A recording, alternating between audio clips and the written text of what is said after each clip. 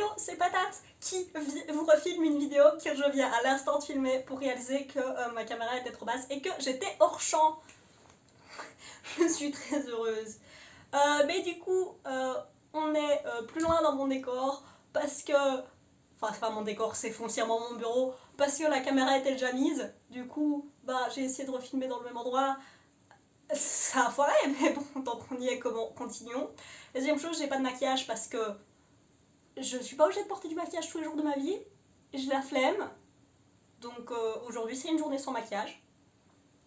Et du coup, si vous ne me connaissez pas, coucou, c'est Patate. Je suis étudiante et j'ai pas beaucoup de budget, mais j'adore le monde de la beauté et du maquillage. Du coup, je le regarde de loin et j'essaye d'en parler sans devoir tout acheter et aussi utiliser ce que j'ai. Aujourd'hui, c'est des favoris. Bah, c'est beaucoup de favoris assez accessibles par tout le monde sans devoir dépenser d'argent. Un peu les derniers, bon, les derniers il faut clairement dépenser de l'argent, mais c'est des favoris plus accessibles, c'est plus des médias parce que bah, j'ai pas des découvertes de choses neuves vu que bah, j'achète pas des masses de choses et c'est pas des favoris matériels en somme. Le mois de janvier ça a pas été un super mois, du coup ça ce sont les choses qui ont réussi à un peu me faire sourire et à un peu me faire sourire simplement. Un peu me mettre du baume au cœur parce que janvier c'était pas sympathique. On va commencer par YouTube et on va parler des gens qui arrêtent YouTube. Alors, j'aurais dû vérifier avant de relancer la caméra. Le principe c'est que les Dolan Twins ont arrêté YouTube et que j'ai vu plein de gens en faire des vidéos dont je pense Smokey Glow et une autre personne dont c'est ce que j'aurais dû aller chercher, j'ai oublié son nom. Et je mettrai sa vidéo sur l'écran carrément et en description dans le petit. Tous les gens que je vais citer seront au moins link quelque part, au moins link en description. Et du coup, ça m'a fait penser au fait qu'il y avait d'autres gens qui avaient arrêté YouTube parce que Donald Trump n'en pas grand chose à faire personnellement. Mais il y a Julia Mazzucato qui est une youtubeuse beauté qui a une vingtaine d'années et qui est étudiante en médecine qui a arrêté YouTube pour se concentrer sur ses études assez simplement.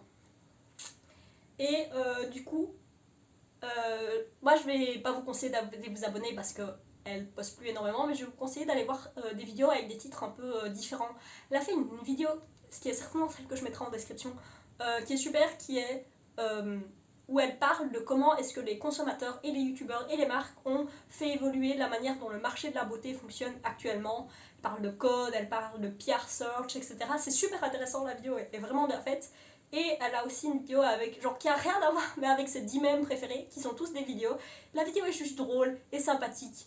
Et voilà, allez voir les vidéos de Julia Mazzucato. Peut-être pas aller voir ses favoris, peut-être pas aller voir ses reviews, mais les vidéos un peu différentes. Elle avait plein de concepts super intéressants et d'avis super intéressants. Et si vous voulez la suivre, allez voir sur Instagram, elle poste ses posts sont plus genre des tenues, etc. Mais c'est... Ouh, j'espère qu'on n'entend pas... Si on entend le vent, désolé, il y a du vent, je peux rien y faire. Mais du coup, il y a... sur ses stories, elle poste des trucs, genre, elle poste de la mode, elle poste des updates d'études, elle poste aussi des reviews de boissons énergisantes, parce que why not. Et ouais, non, moi j'adore la suivre, et j'étais en mode... J'étais un peu triste qu'elle arrête, après je peux tout à fait comprendre, c'est égoïste de dire « Moi je veux qu'elle continue !» Ensuite, on a Brian David Gilbert. Alors, allez voir la chaîne personnelle de Brian David Gilbert. Je sais pas par quelle vidéo je vais vous dire de commencer. Peut-être la vidéo des jorts, peut-être la vidéo où il coupe ses cheveux, peut-être la vidéo où il fait un genre de truc marketing. Je ne sais pas. Elles sont toutes extraordinaires, elles sont toutes imprévisibles, mais drôles et avec une touche d'horreur. C'est un peu de l'horreur surréaliste et c'est trop bien et j'adore Brian David Gilbert et oui il continue de produire sur sa chaîne, mais du coup pourquoi est-ce que je le mentionne ici? Parce qu'il a arrêté les Unraveled qui était une série qu'il faisait sur Polygon. Allez voir la chaîne de Polygon, c'est assez cool, c'est un collectif, enfin c'est pas un collectif, c'est une grosse boîte qui a récupéré des vidéastes pour faire des vidéos sur le jeu vidéo et il y a plein de gens cool qui font plein de choses intéressantes, c'est un peu des concepts un peu différents de ce qu'on voit actuellement. Et les Unraveled, qui étaient leur figure de proue, clairement, c'était... Comment expliquer? Il a lu tous les livres de Skyrim, il a résolu la timeline de Zelda, il a classé tous les robots de... Je pense que c'est Megaman. il a lu tous les livres de Halo, oui c'est le même concept, mais la vidéo n'a rien à voir. Il a essayé d'appliquer des techniques d'endurance de jeux vidéo sur sa propre vie, genre boire du Monster comme dans le dernier jeu Kojima avec Guillermo del Toro. Allez voir le Unravel sur le Perfect Poker App. C'est un Gollum Kunchperk. Et je sais que c'est une référence absolument perchée, mais une fois que vous l'aurez vu, vous comprendrez. Il y a même un mec qui a expliqué pourquoi est-ce que le Unraveled sur le Perfect Poker App est un Gollum Kunchperk. Et c'est parfait, cette vidéo est parfaite. J'essaierai aussi de la retrouver et de la mettre en description. De la qualité. Mais du coup, allez voir les Unravel. Pour moi, c'est une série comme Crust où, oui, elle s'est arrêtée, mais ça restera une pierre de ce que peut être le YouTube qui parle de vulgarisation en gaming. À jamais. Et Brian David Gilbert, allez voir sa chaîne personnelle, c'est trop bien. Il a aussi un podcast qui s'appelle Let's Make Music, je pense, qui est trop bien, qui est... Comment expliquer ce podcast? Le principe, c'est qu'ils sont censés faire une musique, mais le principe, c'est pas de faire la musique, c'est juste le truc absolument aléatoire et qui n'a aucun sens. C'est genre une réunion marketing de gens qui en ont rien à faire de ce qu'ils disent est une bonne idée ou pas, mais qui vont le faire quoi qu'il arrive. C'est trop bien.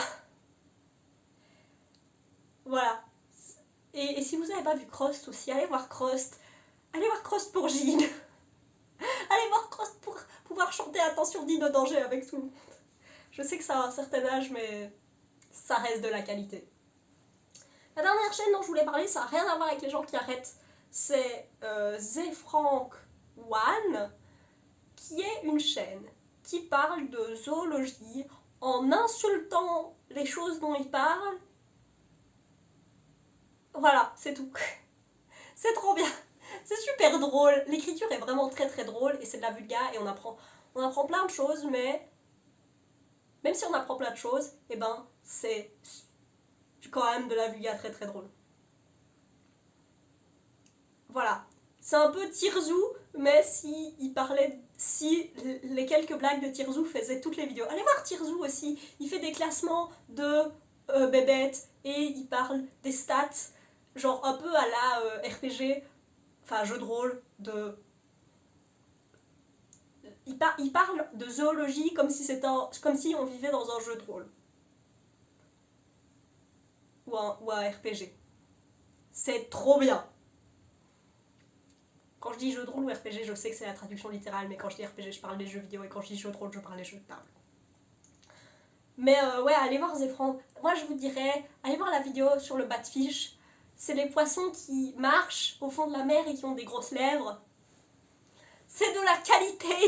J'ai appris plein de trucs en plus, mais j'étais juste morte de rire tout du long. Ça fait partie de ces chaînes bizarres que j'ai envie que tout le monde connaisse. Avec, du coup, Brian David Gilbert. Trop bien. Sur Instagram, ce dont je vais parler, c'est Relatable Doodles, qui est une petite grenouille qui a du mal à gérer sa santé mentale et à qui on a envie de faire un câlin. Oui, je sais que c'est un peu le principe de tous les comiques que je veux jamais proposer. Voilà, c'est pas ma faute, j'aime bien. C'est le genre de comiques que moi j'aime bien et qui me mettent du baume au cœur et qui sont adorables. Et voilà, c'est trop bien. Ensuite, en maquillage sur Insta, j'ai mis Dahlia Creates, qui est une personne déjà qui est extrêmement talentueuse, qui fait des wings, donc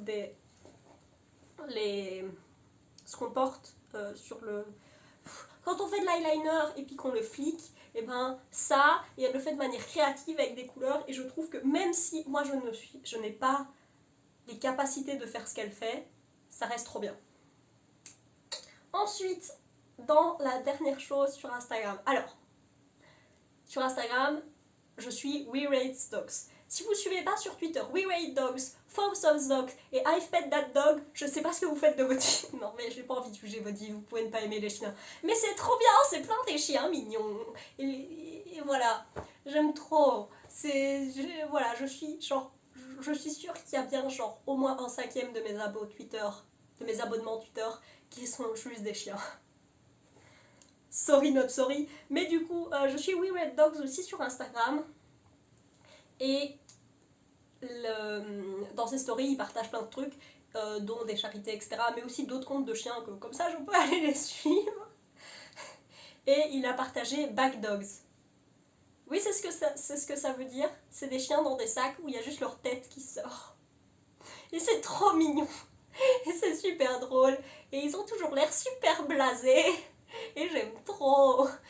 Ça fait partie de ces comptes Twitter, pas Twitter, Instagram, où à chaque fois que j'envoie une image dans mon fil, et ben je vais cliquer pour aller voir celle que j'ai ratée entre temps.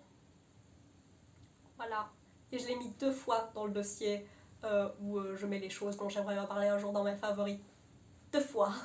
C'est que je voulais vraiment en parler parce que ça m'a fait vraiment trop sourire. Alors, point de vue musique, voilà, maintenant on passe dans la catégorie où d'habitude je parle de séries, films, musique, mais j'ai pas écouté grand chose, j'ai pas regardé de film. La seule série que j'ai regardée c'était Bridgerton et c'était genre fin décembre. Et j'ai beaucoup de choses à dire, mais c'est clairement pas un favori. Et du coup, j'ai pas écouté grand chose parce que j'étais pas dans le. Genre, ma tête était pas en état de écouter ou regarder des films ou voilà.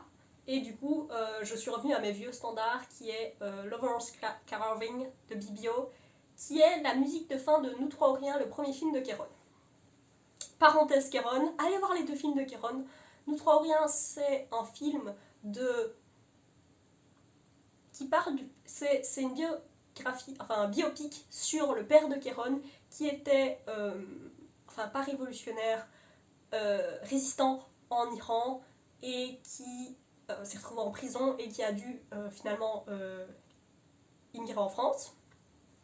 Et c'est un film qui met du baume au cœur, qui fait sourire, rire même. C'est un film qui fait pleurer.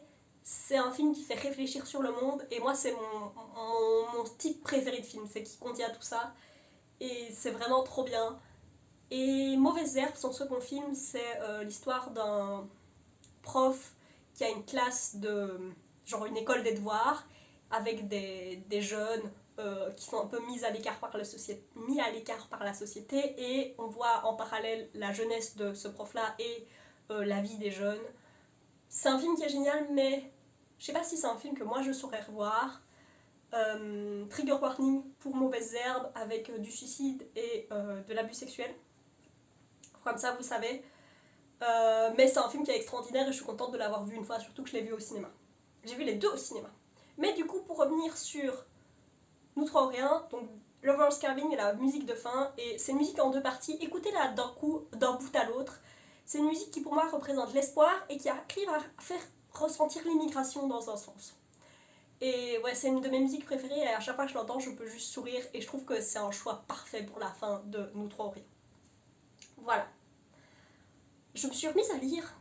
Je lis un peu en on et off. Mais quand je vais pas bien, c'est une des premières choses que j'arrête de faire, c'est lire. Et là, j'ai réussi à me remettre à lire par Full Metal Alchemist, que je vais appeler FMA pour la facilité.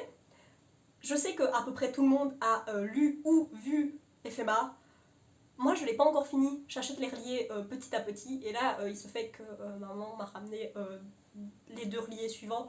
Du coup, je les ai lus. C'était trop bien. FMA, si vous ne connaissez pas, c'est l'histoire de 2 frères qui sont alchimistes, comme le nom l'indique, et qui... il y en a un qui a perdu son corps et qui a son âme qui est fixée sur une armure, et l'autre qui a perdu un bras et une jambe, et leur but, c'est de retrouver la pierre philosophale pour récupérer leur corps.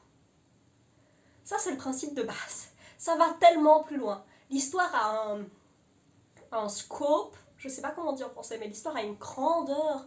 Elle prend... Oui, elle parle de tellement de choses différentes et c'est vraiment très très bien. Voilà, c'est comme Nous trois ou rien. Ça fait rire, ça fait pleurer, ça fait avoir du baume au cœur, ça fait réfléchir sur le monde. Je sais que tout le monde a regardé FMA ou lu FMA, mais si vous ne l'avez pas fait, faites-le.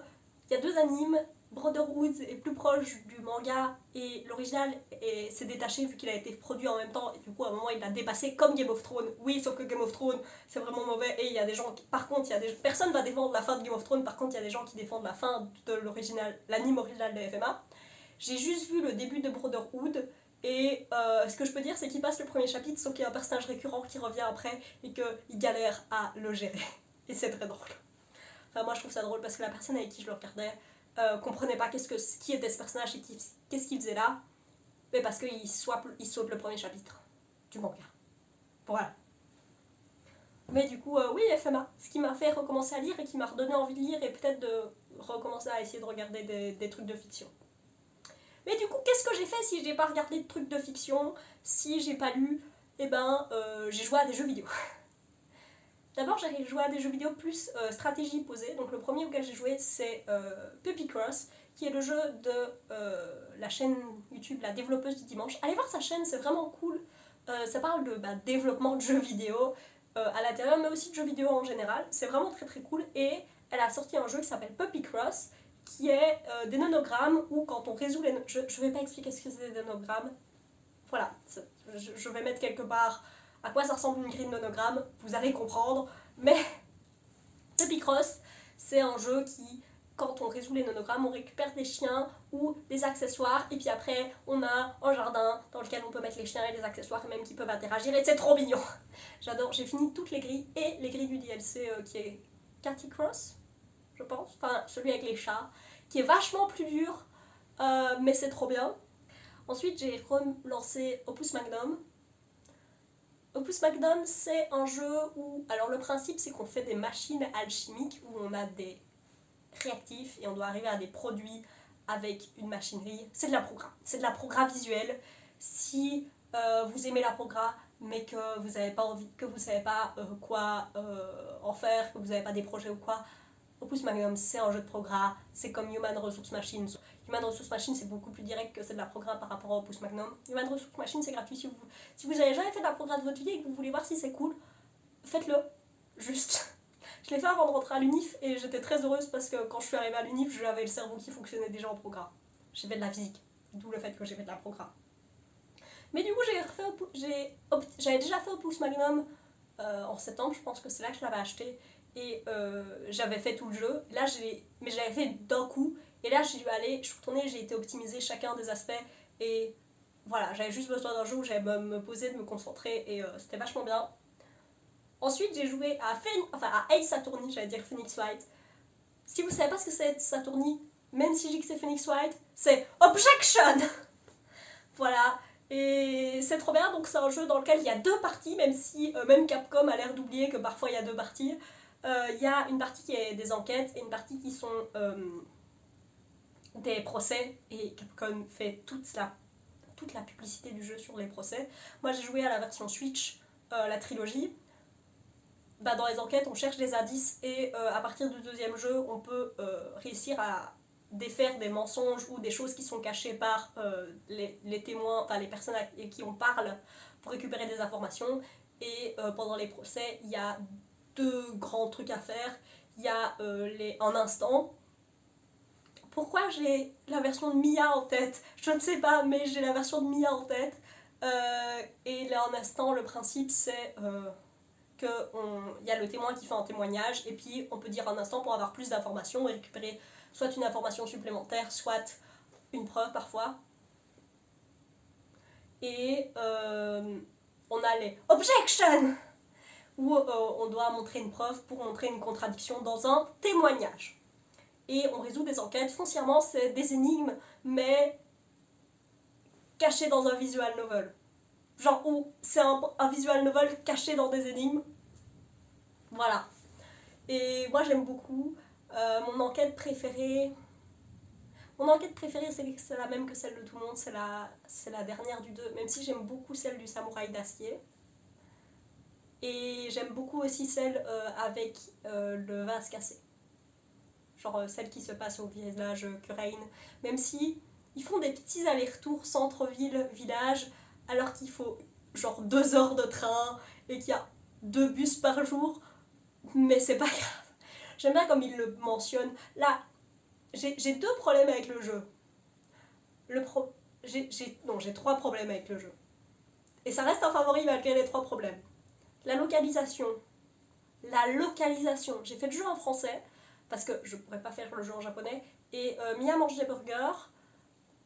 On a quelqu'un qui est différent des autres et elle est de Marseille. Et il y a tous les personnages un peu geeks sont dans l'histoire du samouraï d'acier, il y a le réalisateur qui est un geek. Et genre, il parle avec des chiffres dans ce qu'il dit. Et enfin, en langage SMS, entre guillemets, comme on dirait. Et c'est un pervers. Et j'aime pas ce personnage. Les personnages qui sont présentés n'ont pas toujours le plus de respect pour le type de personnages qui sont représentés, dirons-nous. Nous avons donc un personnage gay que tout le monde se demande est-ce que c'est une femme, est-ce que c'est pas une femme, et tout le monde le bolosse. Non. Voilà, genre il y a une partie, voilà, la description des personnages, il y a une partie que ça vient du jeu et une partie qui vient de la localisation, mais le fait que Eva, elle soit marseillaise et que tout le monde est en mode oh c'est qui cette personne bizarre, je suis en mode c'est Marseille, ça va. Enfin, je suis en Belgique, mais quand même. La deuxième chose qui m'embête, c'est je pense que c'est. Il y a une enquête où on va et on revient. En gros, il faut faire un instant sur une déclaration loin et puis revenir. Et genre, en général, si on fait un instant sur une déclaration qu'on a déjà faite, et ben on a juste le même dialogue. Et c'est des dialogues qui sont pas courts et j'ai la flemme de les passer. Et du coup, quand on a ce genre de choses, quand c'est ce que le jeu attend qu'il faut qu'on fasse, genre j'y arrive, je trouve jamais la solution parce que ça me fait chier, juste. La dernière chose, c'est la musique du clown. La musique du clown est la musique la plus énervante qui soit, et je comprends pas pourquoi c'est une musique qui est utilisée sur d'autres personnages. Donc il y a une enquête dans un cirque et il y a une musique type cirque. Juste, c'est vraiment type cirque. Et le truc, c'est que genre il y a une dresseuse qui a une musique type cirque mais qui est tout à fait écoutable, et il y a un clown qui a une musique type cirque qui est énervante à l'infini, et ils utilisent beaucoup plus celle du clown. Et je suis en mode, je l'entendais, j'étais en mode mais arrêtez. Arrêtez. Je déteste cette musique. Voilà. Personnage préféré, Benjamin Hunter. La question ne se pose pas, il a un arc et il est sexy. Voilà. Mais il a un arc, surtout, ce qui est assez rare vu que les personnages dans ces jeux sont des... Soit c'est je cache qui je suis et puis ma vraie personnalité ressort, soit c'est des monolithes.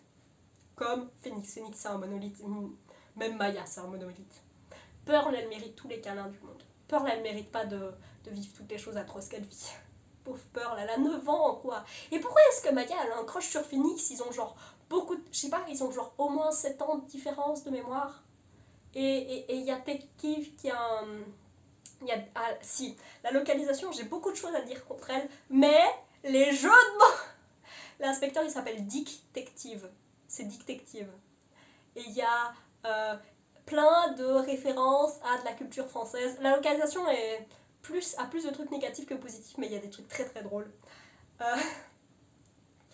Du coup, Detective a eu un crush sur Maggie, et Maggie a genre 9 ans de moins que lui. Et c'est un peu chelou. Surtout qu'il fait très vieux. C'est parce que j'ai été vérifier les âges, mais il a l'air d'avoir 45 ans le mec et d'avoir un crush sur une meuf de 20.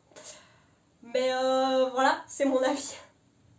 Mais du coup, Benjamin Hunter, the best. Et ma musique préférée, c'est le thème de Godot, parce que c'est du sexy saxo. Qu'est-ce que c'est le sexy saxo? Eh ben, c'est Carles Whisper, et en plus moderne. Ah bah c'est Work de Fifth Harmony. Le sexy saxo c'est trop bien, mais je crois que j'aime Godot aussi parce qu'il me rappelle un ami à moi. Godot il boit beaucoup trop de café. Godot il parle d'une manière mi-sensuelle, mi-énigmatique. Il se prend pas pour de la merde. Et il a une musique de sexy saxo en fond. Je crois que c'est parce que je vois pas assez mon ami qui lui ressemble. Ouais, non, c'est super drôle. J'adore Godot.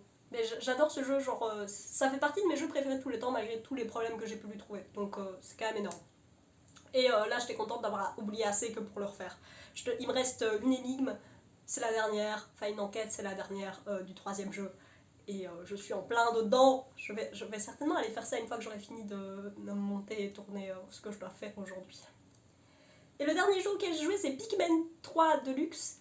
Pikmin, donc c'est un jeu où on a des Pikmin, donc des petites bébêtes, et on doit les utiliser pour réussir à ramener des choses à son vaisseau, vu qu'on est des aliens, et sur notre planète, eh ben, on n'a plus assez de fruits, et du coup, il faut qu'on n'a plus assez à manger, il faut qu'on ramène des fruits, et le principe du Pikmin, c'est qu'on doit faire ça, et c'est un jeu d'optimisation, de gestion.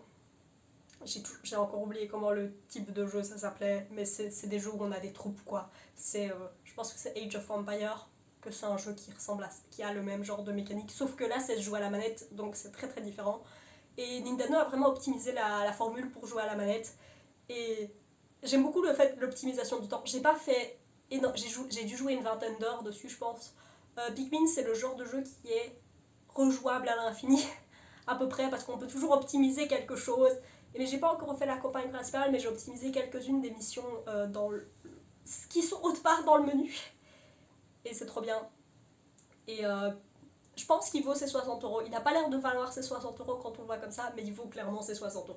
En fait, ce qui fait que j'ai pas encore relancé la campagne principale, c'est que j'ai la flemme de faire le dernier jour qui est un boss rush. Et enfin, c'est même pas un boss rush, c'est genre c'est une séquence où on est suivi en permanence par un machin, et du coup il faut gérer d'un côté en même temps de faire en sorte que le machin ne nous attrape pas, et je déteste ce genre de séquence. J'aime pas genre je suis de la genre de personne dont tu mets une séquence d'infiltration ou tu mets une séquence de fuite et je suis juste en mode ça me fait chier. Genre Bug Fables, j'ai toujours pas fini Bug Fables parce que j'arrive pas à battre le bug de fin. Mais j'ai la flemme d'aller faire de l'XP, donc je sais pas encore ce que je vais faire. Mais du coup, Bug Fables, et ben, y a une séquence où c'est de l'infiltration. Et ça m'a fait chier. Mais ça m'a fait chier. Et quand je l'ai passé, j'étais très heureuse. Surtout que c'est pas le genre. J'aime bien le genre de séquence d'infiltration où si tu te foires, et ben, tu peux quand même genre tuer quelqu'un et puis ça se calme. Non, là, t'es obligé de faire de l'infiltration. Si on te voit, et ben, on te ramène au point de départ et ça m'a fait chier. Enfin, j'espère que une de ces recommandations vous aura plu, que vous passerez une bonne journée et des bisous.